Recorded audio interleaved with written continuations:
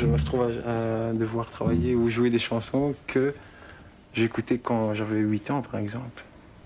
Mais sans savoir ça du tout, à ce moment-là, évidemment. C'est ça qui est très drôle. Oui, c'était difficile d'imaginer qu'un jour tu jouerais... Ah, c'était même pas difficile à imaginer, c'était inimaginable, simplement, quoi.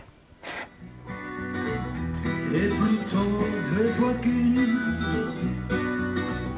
tu étais autrefois mon voisin sur les lunes. Tu ne me remets pas. Moi, je voulais remettre en honneur Adamo, comme je le vois dans ma tête. Dans les années 60, c'était le grand chansonnier. Et je voulais un petit peu reconstituer cette ambiance-là, mais en moderne.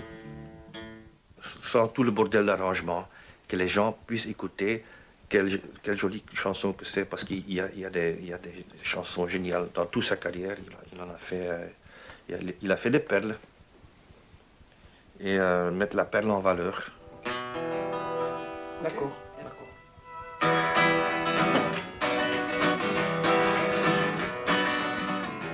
Je me souviens de toi, et plutôt 2 fois qu'une, tu étais autrefois mon voisin sur la lune.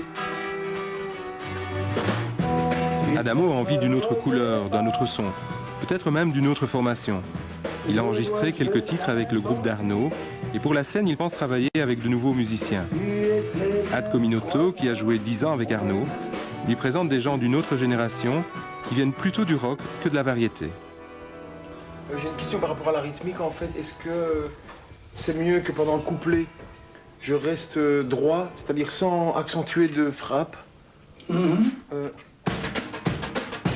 Et dans le refrain, tu fais l'afterbeat, c'est ça? Oui, c'est ça. Ouais, ok. Et une fois sur deux ou chaque fois? Parce qu'en fait, ce que je veux dire par là, c'est où ça? Mon voisin. Ou alors. Où ça? Une fois sur deux, dans le Une fois sur refrain. deux, c'est ça, d'accord. La première chose que j'ai dit, ton orchestre joue comme un orchestre de bal. Tu lui as dit ça? Je l'ai dit ça. Et il a avoué en plus. Il a dit, je le sais. Et j'ai dit, je veux des musiciens avec une attitude. Je veux des musiciens avec une attitude. Alors Salvatore, c'est quelqu'un quand même de très généreux. Il a dit, tu vas pas jeter tous mes musiciens. Et tu vas pas les foutre dehors. C'est vrai que je suis à un moment où je dois prendre des décisions par rapport à un style, avec qui tu travailles aussi. ouais, un style musical que je voudrais atteindre, que j'ai dans ma tête, mais que peut-être je n'ai pas atteint jusqu'à maintenant pour diverses raisons.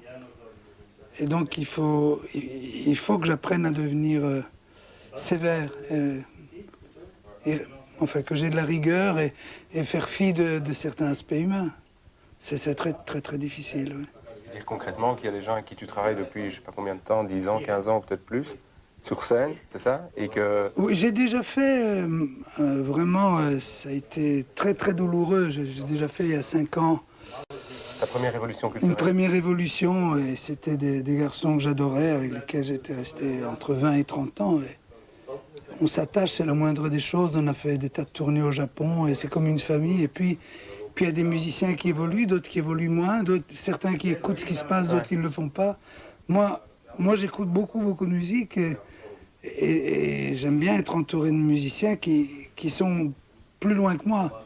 Et pas que ce soit moi qui doive les traîner vers ce qui se fait aujourd'hui, quoi. Tout en n'étant pas prisonnier des modes, mais les sonorités évoluent, la façon de jouer et tout. Donc j'aimerais bien qu'on me suive. Et tu te souviens du moment où tu as annoncé à certains musiciens, là, il y a 5 ans, bon, ben, écoutez, on va plus travailler ensemble pour telle et telle raison. Tu te sentais comment, à ce moment-là? Très mal. Très très mal. D'ailleurs, je n'ai pas eu le courage de le dire moi-même. Ça s'est fait par épouse interposée. Et c'était très dur. Hein. Très dur. Ouais.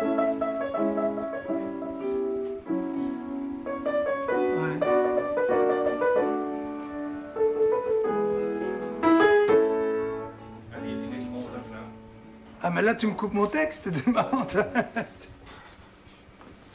La discussion entre musiciens et paroliers, oui.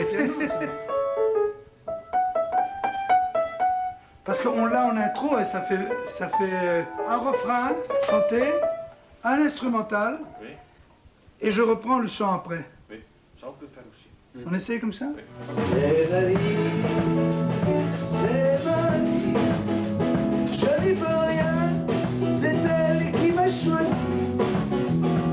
C'est ma vie, c'est pas l'enfer, c'est pas le paradis.